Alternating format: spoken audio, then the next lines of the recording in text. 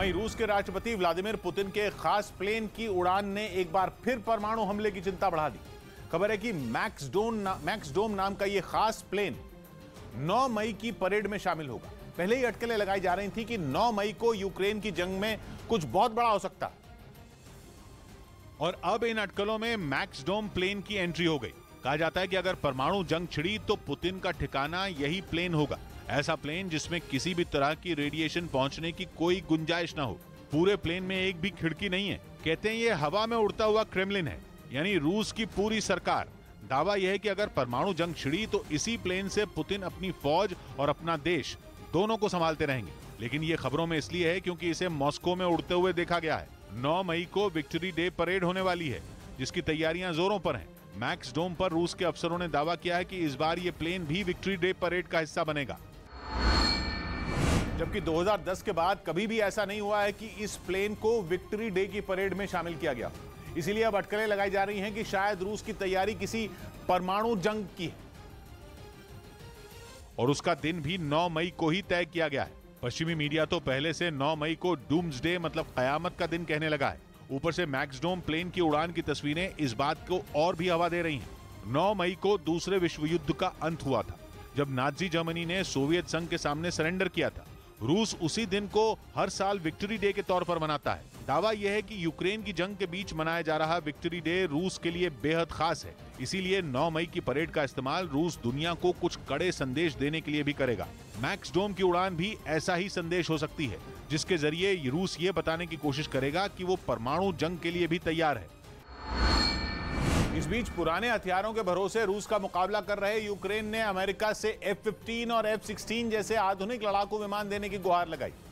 पश्चिमी मीडिया ने दावा किया कि इसके लिए ज़ेलेंस्की ने रूस के पास आधुनिक और सबसे नए सुखोई फाइटर जेट होने की दलील दी, जिनकी मदद से गाइडेड मिसाइलें दागकर पुतिन की फौज यूक्रेन में तबाही मचा रही है। मतलब इनसे मिसाइल दागने के बाद पायलट को और कुछ नहीं करना होता और ये खुद ही टारगेट तक पहुंच जाती हैं। जबकि यूक्रेन सुखोई के जिन पुराने मॉडल के भरोसे युद्ध लड़ रहा है, उनके जरिए सिर्फ ऐसी मिसाइलें दागी जा सकती हैं जिन्हें टारगेट तक पहुंचाने के लिए विमान में मौजूद रडार से लगातार सिग्नल देने पड़ते हैं। ऐसे में विमान को उड़ा रहे पायलट के लिए पलटवार का खतरा बढ़ जाता है, जिसकी शिकायत कई बार उसके पायलट कर भी चुके हैं। और खबर है कि इसी वजह से यूक्रेन की सेना अपने फाइटर जेट की मदद से रूसी सेना पर हवाई हमले नहीं कर पा रही और इनका इस्तेमाल सिर्फ पेट्रोलिंग के लिए करने को मजबूर है। रूस की एयरफोर्स के आगे यूक्रेन के नहीं टिक पाने की सबसे बड़ी वजह है पुराने विमान, जिसकी शिकायत अब वहां की सेना के पायलट भी कर रहे हैं। ऐसे में रूस को हवाई टक्कर देने के लिए वो अमेरिका से उम्मीद लगाए बैठे हैं, लेकिन सीधे लड़ाकू विमानों की सप्लाई एक तरह से रूस के साथ सीधी भिड़ंत की तरह हो सकती है। यही वजह है कि अमेरिका ने इससे पहले यूक्रेन की मदद के बदले पोलैंड को F-16 देने से इनकार कर दिया था। हालांकि यूक्रेन अब भी अमेरिका से ये लड़ाकू विमान मिलने की उम्मीद है। हालांकि अमेरिका की ओर से F-15 और F-16 जैसे आधुनिक लड़ाकू विमान मिलने पर भी उसके लिए आगे की राह आसान नहीं रहने वाली, क्योंकि इन फाइटर जेट को उड़ाने के लिए यूक्रेन के पायलटों को कड़ी ट्रेनिंग की जरूरत पड़ेगी, जिसके लिए जंग के बीच वक्त निकालना मुश्किल होगा। और अमेरिका में इन लड़ाकू विमानों को उड़ाने के लिए दी जाने वाली बेसिक ट्रेनिंग करीब 9 महीने की होती है, जबकि इससे पहले उन्हें करीब इन फाइटर जेट से जुड़ी जानकारी हासिल करने के लिए 6 महीनों का बेसिक कोर्स भी करना होता है। और एक अनुमान के मुताबिक अगर इमरजेंसी मानकर जल्द से जल्द ट्रेनिंग पूरी करने की कोशिश की जाए तो भी इसके लिए कम से कम 2 से 3 हफ्ते का समय लगेगा। वहीं पश्चिमी मीडिया ने दावा किया कि ब्रिटेन जंग में इस्तेमाल होने वाले इलेक्ट्रॉनिक उपकरणों की एक बड़ी खेप यूक्रेन भेजेगा, ताकि उनकी मदद से यूक्रेन रूसी हमलों का मुंहतोड़ जवाब दे सके। क्योंकि पिछले 69 दिनों से रूस और यूक्रेन के बीच भीषण जंग जारी है। इस जंग में पश्चिमी देश यूक्रेन को रूस से मुकाबले के लिए हर मुमकिन मदद कर रहे हैं। इसी कड़ी में ब्रिटेन के प्रधानमंत्री बोरिस जॉनसन ने यूक्रेन को जंग में इस्तेमाल होने वाले इलेक्ट्रॉनिक उपकरण भेजने का ऐलान किया। पश्चिमी मीडिया ने दावा किया कि यूक्रेन को सैन्य सहायता के अगले पैकेज में जंग के दौरान जीपीएस सिग्नल को जैम करने वाले उपकरण, मिसाइलें और रॉकेट का पता लगाने वाले काउंटर बैटरी रडार सिस्टम और अंधेरे में देखने के लिए नाइट विजन डिवाइस भी भेजे जाएंगे। ये उपकरण ऐसे वक्त में यूक्रेन को दिए जा रहे हैं जब रूस का मारियोपोल और खेरसोन पर कब्जा हो चुका है। खेरसोन में इंटरनेट सेवा भी शुरू कर दी गई है, जो पूरी तरह रूस के कंट्रोल में है। इसीलिए पश्चिमी देश रूस को रोकने के लिए यूक्रेन को मजबूत करने में जुटे हैं। उधर पुतिन के चक्कर में चीन की फजीहत हो रही है और उसकी अर्थव्यवस्था चौपट होने के कगार तक पहुंच गई। अमेरिका एक बार नहीं बल्कि कई बार यह कह चुका है कि अगर चीन ने रूस की मदद की तो वो नुकसान झेलने के लिए तैयार रहे। और ऐसा लगता है कि अमेरिका ने जो धमकी दी थी उसने चीन को नुकसान पहुंचाना शुरू कर दिया है। यानी पुतिन के चक्कर में चीन न घर का रहा न घाट का, क्योंकि आर्थिक प्रतिबंध झेल रहा रूस वैसे ही चीन की मदद नहीं कर पा रहा है और अब एक एक करके पश्चिमी देश भी हाथ पीछे खींच रहे हैं। रूस पर जिस तरह से प्रतिबंधों की बौछार हुई उसने चीन को हिलाकर रख दिया। असल में शी जिनपिंग को इसकी उम्मीद नहीं थी, क्योंकि बैन लगाने वाले कई देश ऐसे भी हैं जिनसे रूस के अच्छे रिश्ते हैं। मतलब जंग यूक्रेन में हुई और चक्रव्यूह में फंसा चीन, जिसने रूस का साथ देकर अपने पैर कुल्हाड़ी पर मार लिए। क्योंकि फॉरेन अफेयर्स पत्रिका ने अपने एक आर्टिकल में लिखा कि आर्थिक प्रतिबंध की वजह से चीन की एक कंपनी को $8 बिलियन यानी कि 60,000 करोड़ रुपए से ज्यादा का नुकसान हुआ है। ये कंपनी निकल नाम की धातु का निर्यात करती है। यही नहीं, चीन से पश्चिमी देशों को होने वाले निर्यात में 0.7% की कमी आई है, जो 2021 के बाद चीन का सबसे खराब प्रदर्शन है। चीन को होने वाले नुकसान के ये वो आंकड़े हैं जो दुनिया के सामने आए, लेकिन खबर है कि चीन की पुतिन से दोस्ती ने उसकी अर्थव्यवस्था को खोखला करना शुरू कर दिया है। जबकि चीन इस चक्कर में था कि यूक्रेन में जंग की आड़ में वो ताइवान को हथिया लेगा, लेकिन जैसे ही उसके लड़ाकू विमान ताइवान में घुसपैठ करने की नीयत से घुसे, ताइवान शोर मचाने लगा, जिसके बाद अमेरिका ने ताइवान को बढ़ावा देना शुरू कर दिया। महाशक्ति की शय पाकर ताइवान और उछलने लगा, जिसके बाद चीन परेशान हो गया। उसने ताइवान के मुद्दे पर अमेरिका से कहासुनी भी की, लेकिन मौजूदा हालात में बाइडेन से झगड़ा बढ़ाना उसे महंगा पड़ सकता है। मतलब ये कि चीन पुतिन को नाराज कर नहीं सकता और पश्चिमी देशों से खटपट उसे भारी पड़ेगी, या यूं कहें कि इसकी शुरुआत हो चुकी है। क्योंकि फॉरेन अफेयर्स पत्रिका ने दावा किया कि चीन को मजा चखाने के लिए पश्चिमी देशों ने पूरी तैयारी कर ली है और अमेरिका और ऑस्ट्रेलिया समेत कनाडा, जापान और ब्रिटेन ने उस पर आर्थिक प्रतिबंध लगाने का मन बना लिया है। इन देशों ने साफ बोल दिया कि अगर चीन ने रूस के साथ व्यापार करना जारी रखा तो वो उसके साथ लेन देन नहीं करेंगे। पश्चिमी देशों का कहना है कि रूस ने चीन को पहले ही बता दिया था कि वो यूक्रेन पर हमला करने वाला है, लेकिन शी जिनपिंग ने पुतिन को नहीं रोका। उल्टा वो पर्दे के पीछे से उनकी मदद करते रहे। अमेरिका और उसके बाकी साथी चीन से इसी बात का बदला लेने के मूड में हैं और पुतिन के चक्कर में चीन की मिट्टी पलीद हो सकती है। वहीं जंग के बीच यूक्रेन के राष्ट्रपति जेलेंस्की ने यूरोपीय देश डेनमार्क के विदेश मंत्री से मुलाकात की। डेनमार्क जंग की शुरुआत से ही यूक्रेन के साथ खड़ा और वो यूरोप के कई दूसरे देशों की तरह यूक्रेन की सैन्य मदद कर रहा है। उसने अब तक न केवल टैंक बल्कि कई घातक हथियार भी यूक्रेन को दिए हैं। इन सबके बीच जब डेनमार्क के विदेश मंत्री राजधानी कीव पहुंचे तो जेलेंस्की ने गर्मजोशी से उनका स्वागत किया। दोनों नेताओं ने पहले हाथ मिलाए और फिर साथ बैठकर काफी देर तक बातचीत की। इस दौरान जेलेंस्की ने युद्ध में साथ देने के लिए डेनमार्क का शुक्रिया भी अदा किया। इससे पहले कीव में मौजूद डेनमार्क के दूतावास को फिर से खोल दिया गया, जिसे जंग शुरू होने के बाद बंद करना पड़ा था। इस बीच नेटो में शामिल होने के खिलाफ यूरोपीय देश फिनलैंड में प्रदर्शन शुरू हो गया। खबर है कि फिनलैंड नेटो की सदस्यता हासिल करने की तैयारी में है और आने वाले कुछ दिनों में वो इसका ऐलान भी कर सकता है। लेकिन इसके खिलाफ फिनलैंड के हजारों लोग राजधानी हेलसिंकी की सड़कों पर उतर आए। उनकी मांग है कि फिनलैंड ने जिस तरह अब तक नेटो से दूरी बनाए रखी है उसे बरकरार रखा जाए, यानी वो किसी भी कीमत पर उसका सदस्य ना बने।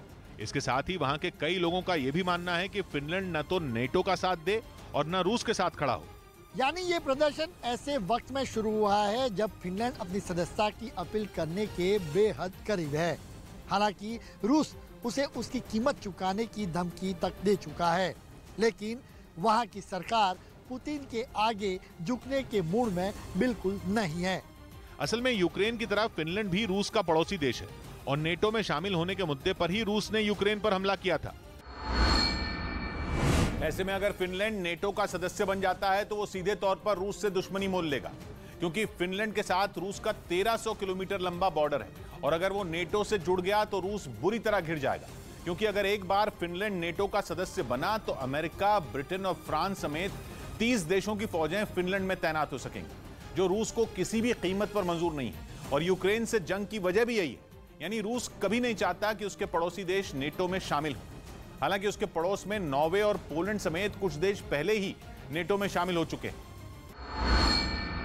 तो और यूक्रेन की सेना ने रूस के टैंकों के जिस तरह परखचे उड़ाए हुए हैं, उसके बाद सवाल उठ रहे हैं कि जो टैंक एक सदी से भी ज्यादा वक्त से जंग के मैदान में बेहद अहम हथियार के तौर पर जमे हुए हैं, क्या वो टैंक ही आज के दौर में बेकार हो गए हैं? पहले विश्व युद्ध में इजाद होने के बाद जो टैंक जंग में जीत और हार तय करते आए हैं, क्या यूक्रेन की जंग उनकी आखिरी जंग होगी? ये वो सवाल हैं जिनके बारे में यूक्रेन की जंग ने रक्षा विशेषज्ञों और हथियार बनाने वाली दुनिया की बड़ी बड़ी कंपनियों को सोचने पर मजबूर कर दिया है। ऐसा इसलिए क्योंकि रूस यूक्रेन युद्ध में टैंकों की खूब बलि चढ़ रही है। रूस के टैंक जमकर यूक्रेन का निशाना बन रहे हैं, जिसे देखकर ऐसा लग रहा है कि आज के आधुनिक वक्त में जब जंग लड़ने के तरीके बदल गए हैं, जब एक से बढ़कर एक हथियार आ गए हैं, तो टैंक अब शायद गुजरे जमाने की बात हो जाए। ये रूस के लिए बहुत बड़ी चिंता की बात है, क्योंकि टैंकों की क्वांटिटी और क्वालिटी के मामले में रूस का कोई मुकाबला ही नहीं। माना जाता है कि रूस के टैंक दुनिया के बेस्ट टैंक तो हैं ही, उसके पास दुनिया में टैंकों का सबसे बड़ा बेड़ा है। रूस के पास करीब 12,500 टैंक हैं। इतने टैंक किसी देश के पास नहीं, अमेरिका के पास भी नहीं। और रूस अपने टैंकों के बूते ही यूक्रेन को रौंदने की कोशिश में लगा है। उसने अपने टैंक पूरी ताकत के साथ यूक्रेन में झोंके हुए हैं, लेकिन यूक्रेन ने उन पर एंटी टैंक मिसाइलें और ड्रोन चला चलाकर उनके चिथड़े उड़ाए हुए हैं। बल्कि कहा जा रहा है कि इतिहास में जब यूक्रेन का युद्ध दर्ज होगा, तो सबसे ज्यादा एंटी टैंक हथियारों के इस्तेमाल में उसका नाम टॉप पर होगा। और इन एंटी टैंक हथियारों में एक है जैवलिन मिसाइल, जो कि यूक्रेन की बहुत बड़ी रक्षक मानी जा रही है। अमेरिका का कहना है कि वो यूक्रेन को अब तक 7,000 से ज्यादा जैवलिन एंटी टैंक मिसाइलें दे चुका है, जो कि यूक्रेन को मिली बहुत बड़ी मदद है। उसकी दी हुई जैवलिन एंटी टैंक मिसाइलों की बदौलत ही यूक्रेन ने पिछले महीने अपनी राजधानी कीव और अपने उत्तरी इलाके में रूस की सेना के लंबे चौड़े काफिले को धूल चटाई थी। इसका नतीजा यह हुआ था कि रूस को वहां से बैरंग लौटना पड़ा था। यानी अमेरिका की दी हुई javelin anti tank missile Ukraine में बहुत बड़ी गेम चेंजर बनकर उभरी। जैवलिन एंटी टैंक मिसाइल ऐसी मिसाइल है जो आसमान में करीब 500 फीट की ऊंचाई तक उड़कर ठीक अपने टारगेट के ऊपर पहुंच जाती है और फिर वहां से एकदम स्पीड में नीचे आकर बिजली की तरह टैंक के बिल्कुल ऊपर फट पड़ती है। इसी वजह से वो टैंकों का काल साबित होती है, क्योंकि टैंकों की छत ही सबसे कमजोर होती है। उनका कवच छत पर ही सबसे पतला होता है। एंटी टैंक मिसाइल प्रोटेक्शन और सुरक्षा के बाकी इंतजाम उनकी साइड में होते हैं। जेवलिन जैसी एंटी टैंक हथियार जो है वो टैंकों की इस कमजोर कड़ी का ही फायदा उठाते हैं और उनकी छत पर वार करके उन्हें चीर कर रख देते हैं। इतना ही नहीं, मिसाइलों के अलावा यूक्रेन को अमेरिका से मिला anti tank switch blade drone भी रूस के टैंकों का शिकार कर रहा है। अमेरिका अब तक छोटे बड़े 700 स्विच ब्लेड ड्रोन यूक्रेन को दे चुका है। एडवांस और बेहद सटीक एंटी टैंक हथियारों की एंट्री ने टैंकों के लिए जंग में अपना दम दिखाना ही मुश्किल कर दिया है और रूस के ताकतवर टैंक भी यूक्रेन के मैदान में ढेर हो रहे हैं। नहीं तो यूक्रेन की जो सेना रूस के आगे कहीं नहीं ठहरती, वो कैसे 2 महीने बाद भी रूस से लड़ रही है। यूक्रेन और रूस की सेना की ताकत का कोई मुकाबला ही नहीं, न हथियारों के मामले में, न सैनिकों की संख्या के मामले में और न तकनीक के मामले में। लेकिन फिर भी यूक्रेन जैसे छोटे देश ने रूस की सेना की कमर तोड़कर रखी हुई है, सिर्फ अपने एंटी टैंक हथियारों के बूते। रक्षा विशेषज्ञों का मानना है कि अगर टैंकों को जंग में जिंदा रखना है तो उनके लिए ऐसा कवच बनाना होगा जिन्हें एंटी टैंक हथियार भेद ही ना पाए। लेकिन इतना तगड़ा सुरक्षा कवच देने के चक्कर में टैंक इतने ज्यादा भारी हो जाएंगे कि लंबी दूरी तय करना उनके लिए मुमकिन ही नहीं होगा। और फिर अब टैंक भी तकनीक के इतने भरोसे हैं कि जंग के मैदान में उन्हें रिपेयर करना भी मुश्किल होता है। इसी वजह से अब कई देश अपने टैंकों के बेड़े को कम करने के बारे में सोच रहे हैं। वहीं अमेरिकी न्यूज चैनल CNN की खबर है कि पुतिन बहुत जल्द यूक्रेन पर सीधे सीधे जंग छेड़ने का ऐलान कर सकते हैं और हो सकता है कि 9 मई को इसका ऐलान हो भी जाए। वैसे तो अब भी यूक्रेन में जंग ही छिड़ी है, लेकिन रूस इसे जंग नहीं कहता। 24 फरवरी को जब पुतिन ने अपनी सेना को यूक्रेन में घुसने का ऑर्डर दिया था तो उसे स्पेशल मिलिट्री ऑपरेशन बताया था। इसका मकसद सिर्फ और सिर्फ यूक्रेन की सरकार को उखाड़ फेंकना कहा गया था। लेकिन अमेरिका के CNN चैनल ने पश्चिमी देशों के कुछ सीनियर अधिकारियों के हवाले से दावा किया कि अब पुतिन औपचारिक रूप से यूक्रेन से युद्ध छेड़ सकते हैं। इसका मतलब यह होगा कि रूस अपनी रिजर्व फोर्स को भी पूरी तरह यूक्रेन में उतार सकेगा और अगर ऐसा हुआ तो तबाही के सभी रिकॉर्ड टूट जाएंगे। ये खबर इस बात का इशारा है कि अब पुतिन यूक्रेन में आर या पार के मूड में है। वो वहां और वक्त जाया नहीं करना चाहते, इसलिए वो यूक्रेन में अपने स्पेशल मिलिट्री ऑपरेशन की लाइन से हटकर एकदम सीधी जंग की तैयारी में जुट गए हैं। पिछले हफ्ते ब्रिटेन के रक्षा मंत्री बेन वॉलेस ने भी एक इंटरव्यू में यही दावा किया था। माना जा रहा है कि 9 मई वो तारीख हो सकती है जिस दिन पुतिन यूक्रेन से जंग का औपचारिक ऐलान कर सकते हैं। लेकिन इसी वजह से 9 मई की तारीख अब बहुत बड़ा सस्पेंस बन गई है, क्योंकि 9 मई को लेकर ही CNN के दावे से बिल्कुल उलट दावा भी हुआ है, जिसे किया है रोमन कैथोलिक चर्च के प्रमुख पोप फ्रांसिस ने। उनका कहना है कि उन्हें ऐसी जानकारी मिली है कि पुतिन 9 मई को यूक्रेन की जंग खत्म कर सकते हैं। मतलब 9 मई को लेकर दो बिल्कुल अलग दावे। असल में कुछ वक्त पहले ही पोप फ्रांसिस हंगरी के प्रधानमंत्री से मिले थे और इटली के एक अखबार को दिए इंटरव्यू में उन्होंने अपनी उसी मुलाकात का जिक्र छेड़ते हुए बताया कि हंगरी के प्रधानमंत्री ने उनसे कहा था कि रूस का प्लान 9 मई को यूक्रेन की जंग खत्म करने का है। 9 मई को रूस में विक्ट्री डे होता है। इस दिन वो दूसरे विश्व युद्ध में नाजी जर्मनी पर अपनी जीत का धूमधाम से जश्न मनाता है और परेड निकालता है। ये वो तारीख है जिसको लेकर पूरी दुनिया में अलग अलग थ्योरी चल रही है। चर्चाओं का बाजार गर्म है। कोई कह रहा है पुतिन कुछ बड़ा करने वाले हैं, तो कोई कह रहा है कि सब कुछ थमने वाला है। मतलब जितनी मुंह उतनी बातें। लेकिन पुतिन के दिमाग में क्या चल रहा है या उनका 9 मई वाला प्लान क्या है, इसकी भनक किसी को भी नहीं है। इतना ही नहीं, अमेरिकी न्यूज चैनल CNN की तो ये भी खबर है कि रूस यूक्रेन के डोनेस्क और लुहांस्क इलाकों को मई के दूसरे हफ्ते के आसपास हड़पने की कोशिश कर सकता है। उधर रूस के एक राजनीतिक विश्लेषक और पुतिन के करीबी ने बड़ा दावा किया कि 2012 में अमेरिका ने पुतिन के खात्मे की तैयारी कर ली थी, यानी तब जब अमेरिका में बराक ओबामा की सरकार थी और बाइडेन उस सरकार में उपराष्ट्रपति थे। और दावे के मुताबिक उसी वक्त रूस की तबाही के लिए एक प्लान बनाना शुरू कर दिया गया था। पुतिन के करीबी राजनीतिक विश्लेषक दिमित्री कुलिकोव के मुताबिक उस वक्त की अमेरिकी सरकार किसी भी हाल में पुतिन को खत्म कर देना चाहती थी। Было принято в 2012 году той же группой, которой принадлежит нынешний Джо Байден। पुतिन के करीबी ने इसके पीछे की वजह भी बताई। दिमित्री के मुताबिक उस वक्त पुतिन से कहा गया कि उन्हें दोबारा चुनाव लड़ने का अधिकार नहीं है, जिसे पुतिन ने सिरे से नकार दिया। कहा गया कि इसी बात से नाराज होकर अमेरिका ने पुतिन को खत्म करने का प्लान तैयार करना शुरू कर दिया। दिमित्री कुलिकोव के दावे के मुताबिक अमेरिका 2016 तक अपने प्लान को अंजाम नहीं दे पाया और वहां सरकार बदल गई। 2016 में वहां ट्रंप की सरकार बनी और दिमित्री ने दावा किया कि ट्रंप की वजह से ही 4 साल तक रूस सुरक्षित रहा, यानी ट्रंप ने 4 साल तक पुतिन को उनके खात्मे के प्लान से बचाए रखा। वहीं रूस के तेल और गैस पर यूरोप में मचा बवाल थमने का नाम नहीं ले रहा। खबर है कि यूरोपियन यूनियन अब कुछ अफ्रीकी देशों से तेल और गैस की सप्लाई की आस लगा रहे हैं ताकि रूस पर निर्भरता को कम किया जा सके। यूरोपियन यूनियन के कुछ दस्तावेजों के आधार पर इससे जुड़ी कुछ खबरें पश्चिमी मीडिया ने छापी हैं। दावा किया जा रहा है कि अंगोला, नाइजीरिया और सेनेगल पर यूरोप की उम्मीदें टिकी हैं। हालांकि इन देशों के पास गैस और तेल का रूस जितना बड़ा भंडार नहीं है, लेकिन माना जा रहा है कि ये यूरोप की रूस पर निर्भरता काफी हद तक कम कर सकते हैं। यूरोप की सबसे बड़ी टेंशन ये है कि वो चाहकर भी रूस के खिलाफ कोई बड़ा कदम नहीं उठा पा रहा। एक दिन पहले ही खबर आई थी कि यूरोपियन यूनियन रूस से तेल और गैस के इंपोर्ट पर बैन लगा सकती है, लेकिन ये प्रस्ताव सामने आने से पहले ही यूरोप के कई देशों ने इस पर सवाल उठा दिए।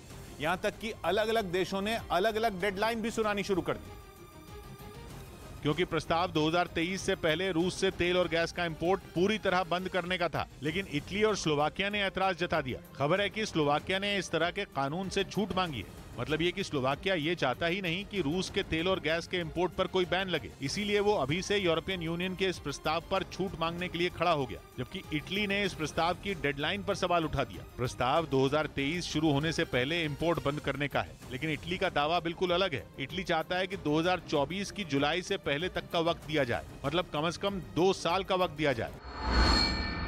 इसके बाद रूस के सामने यूरोप की मजबूरी की पोल भी एक बार फिर खुल गई। अब तक यूरोपियन यूनियन रूस से इंपोर्ट पूरी तरह बंद करने का दावा करती रही है और अलग अलग तरह के प्रतिबंध भी यूरोपियन यूनियन की तरफ से ही लगाए जाते रहे हैं। लेकिन इस बार यह साफ हो गया कि यूरोप के देश ही रूस पर सख्ती करना नहीं चाहते। नेचुरल गैस यूरोप के कई देशों की जान है, जिसकी डोर है रूस के हाथ। कहा जा रहा है कि पाबंदियों और सख्तियों के बावजूद कुछ देश चोरी छिपे इसके लिए पुतिन से हाथ मिलाने से भी बाज नहीं आ रहे। मतलब ये कि यूक्रेन की जंग में ऐसे कई देश हैं जो यूरोपियन यूनियन की बजाय पुतिन के साथ दिख रहे हैं। गैस और तेल पहले से यूरोप की कमजोरी है। यूरोप तक पहुंचने वाली नेचुरल गैस का 45% हिस्सा रूस से आता है। यही वजह है कि पुतिन की शर्तों के सामने यूरोप के कई देश पहले ही सरेंडर कर चुके हैं और अब इंपोर्ट पर बैन लगाने वाले प्रस्ताव का भी विरोध शुरू हो गया। वहीं यूक्रेन के छोटे से शहर खुर्स्त में ज़ेलेंस्की के खिलाफ कुछ महिलाओं के विरोध की खबर सामने आई। ये शहर यूक्रेन के दक्षिण पश्चिमी हिस्से में मौजूद है। जहां विरोध की आग सुलगने की जानकारी मिली। खबर है कि वहां की महिलाएं ज़ेलेंस्की से नाराज हैं। वो इसलिए क्योंकि उन महिलाओं का आरोप है कि उनके पतियों को जबरदस्ती जंग में लड़ने के लिए भेजा जा रहा है। महिलाओं ने यूक्रेन की फौज पर यह भी आरोप लगाया कि युद्ध के मैदान में उतारे जा रहे इन लोगों को हथियार भी नहीं दिए जा रहे और न ही उन्हें दुश्मन से लड़ने के लिए ट्रेनिंग दी जा रही है, जिससे उन लोगों की जिंदगी खतरे में है। बताया गया कि इसी के विरोध में उन्होंने प्रदर्शन शुरू कर दिया और कुछ इमारतों की खिड़कियों के शीशे भी तोड़ दिए। हालांकि यूक्रेन की सेना की तरफ से इस पर सफाई भी दी गई और इसे महज अफवाह करार दिया गया। यूक्रेन के मुताबिक ये रूस की नई चाल है ताकि लोग ज़ेलेंस्की के खिलाफ सिर उठाना शुरू कर दें। उधर जंग के बीच रूस ने दावा किया कि अमेरिका 2005 से ही यूक्रेन में जैविक हथियार बनाने में जुटा है और वो इस पर अब तक भारी भरकम रकम खर्च भी कर चुका है। इसके साथ ही आरोप है कि यूक्रेन में जैविक हथियारों की कई लैब मौजूद हैं, जिन्हें अमेरिका की मदद से वहां के अलग अलग शहरों में बनवाया गया। यही नहीं, रूस का यह भी दावा है कि 2005 से ही अमेरिका ने इन जैविक हथियारों की लैब पर $224 मिलियन यानी भारतीय रुपयों में करीब 1700 करोड़ खर्च किए हैं।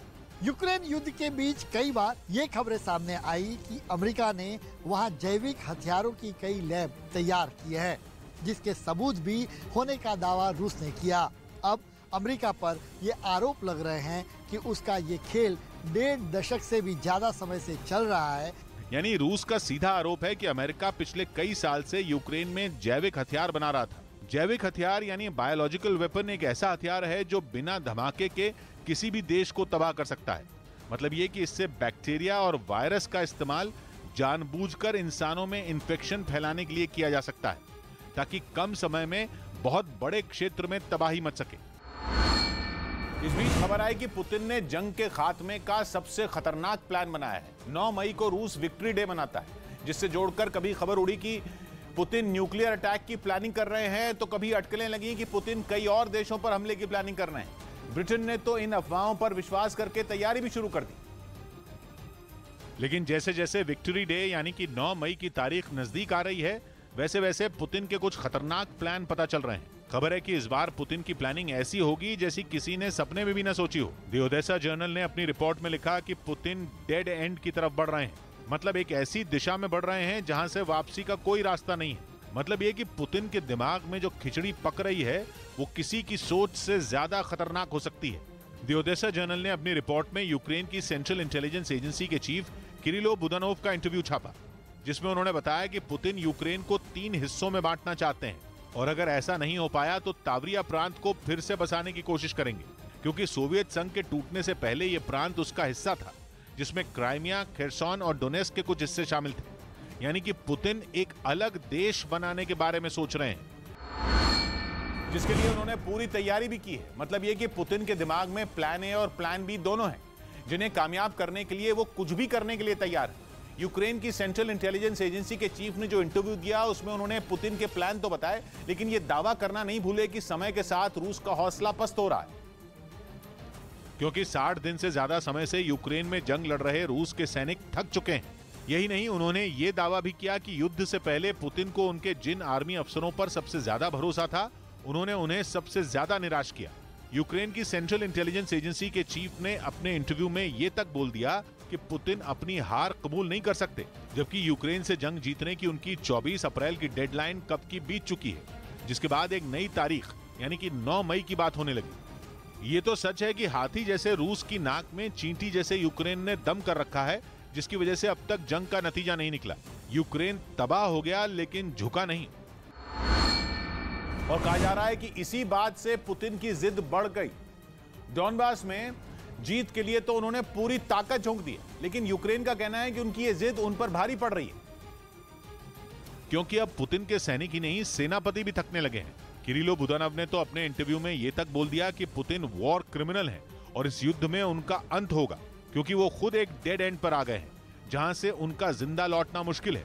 यूक्रेन के जासूसों के चीफ कहे जाने वाले बुदानोव ने भले ही इस इंटरव्यू में यूक्रेन के रूस पर भारी पड़ने का दावा किया, लेकिन वो ये भूल गए कि मरा हाथी भी 1.25 लाख का होता है। मतलब ये कि रूस कितना भी कमजोर हो जाए, यूक्रेन से ताकतवर ही रहेगा, क्योंकि यूक्रेन की बड़ी बड़ी बातों के बीच रूस लगातार अपनी युद्ध की रणनीति में बदलाव कर रहा है। बुदानोव ने अपने इंटरव्यू में खुद ये बात मानी कि रूस 9 मई से पहले जीत हासिल करने के लिए डेंजरस प्लानिंग कर रहा है।